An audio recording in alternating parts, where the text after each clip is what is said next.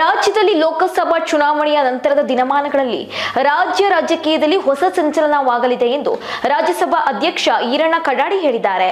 ಜಗನೂರ ಗ್ರಾಮದಲ್ಲಿ ವಿಧಾನಸಭಾ ಸಂಸದರ ಸ್ಥಳೀಯ ಪ್ರದೇಶ ಅಭಿವೃದ್ಧಿ ಯೋಜನೆಯಡಿಯಲ್ಲಿ 5 ಲಕ್ಷ ರೂಪಾಯಿ ಅನುದಾನ ವೆಚ್ಚದಲ್ಲಿ ಹನುಮಾನ ಮಂದಿರದ ಆವರಣದಲ್ಲಿ ಕಾಮಗಾರಿಗೆ ಚಾಲನೆ ನೀಡಿ ಮಾತನಾಡಿದ ಅವರು, ರಾಜ್ಯದಲ್ಲಿ ಕಾಂಗ್ರೆಸ್ ಪಕ್ಷ ತನ್ನ ಗ್ಯಾರಂಟಿಗಳಲ್ಲಿ ಕಾಲಹರಣ ಮಾಡುತ್ತಿದೆ, ರಾಜ್ಯದ ಅಭಿವೃದ್ಧಿಯನ್ನು ಮರೆಯುತ್ತಿದ್ದಾರೆ. ಬರುವ ಲೋಕಸಭಾ ಚುನಾವಣೆಯಲ್ಲಿ ಜನರೇ ಇದಕ್ಕೆ ತಕ್ಕ ಉತ್ತರ ನೀಡಲಿದ್ದಾರೆ. ಚುನಾವಣೆಯ ನಂತರ ರಾಜ್ಯದಲ್ಲಿ ಹೊಸ ಸಂಚಲನ ಮೂಡಲಿದೆ. ಕಳೆದ ವಿಧಾನಸಭಾ ಚುನಾವಣೆಯಲ್ಲಿ ಬಹಳಷ್ಟು ಜನರು ಬಿಜೆಪಿ ಪಕ್ಷವನ್ನು ಬಿಟ್ಟು ಹೋದವರನ್ನು ಮರಳಿ ಪಕ್ಷಕ್ಕೆ ಕರೆತರುವಲ್ಲಿ ಪ್ರಯತ್ನ ಮಾಡುತ್ತಿದ್ದೇವೆ ಎಂದು ತಿಳಿಸಿದರು.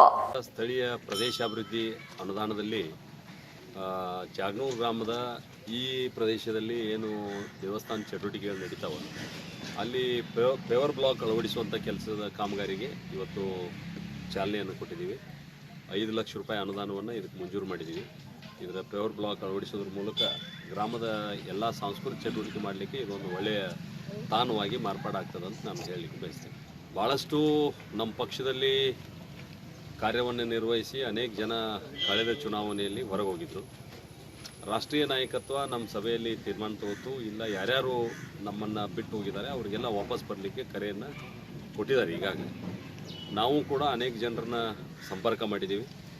ಒಂದು ಪಾಸಿಟಿವ್ ವಿಚಾರಗಳು ಹೊರಹೊಮ್ತಾ ಇದ್ದಾವೆ. ಬರುವಂಥ ದಿನಗಳಲ್ಲಿ ಅಂದರೆ ಲೋಕಸಭಾ ಚುನಾವಣೆಗಿಂತ ಮುಂಚೆ ಭಾಳಷ್ಟು ಜನ ಮತ್ತೊಮ್ಮೆ ಭಾರತೀಯ ಜನತಾ ಪಾರ್ಟಿಯ ಮಡಿಲಿಗೆ ಸೇರ್ತಕ್ಕಂಥ ವಿಶ್ವಾಸ ಇದೆ.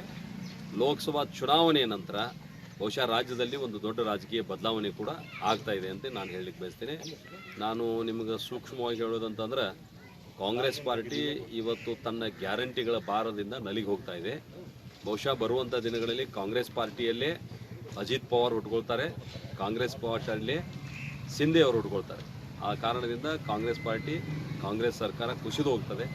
ಬಹುಶಃ ಲೋಕಸಭಾ ಚುನಾವಣೆ ನಂತರ ಒಂದು ದೊಡ್ಡ ರಾಜಕೀಯ ಬದಲಾವಣೆ ಆಗೋದು ಅತ್ಯಂತ ನಿಶ್ಚಿತ ಅಂತ ಹೇಳಲಿಕ್ಕೆ ಬಯಸ್ತೇನೆ.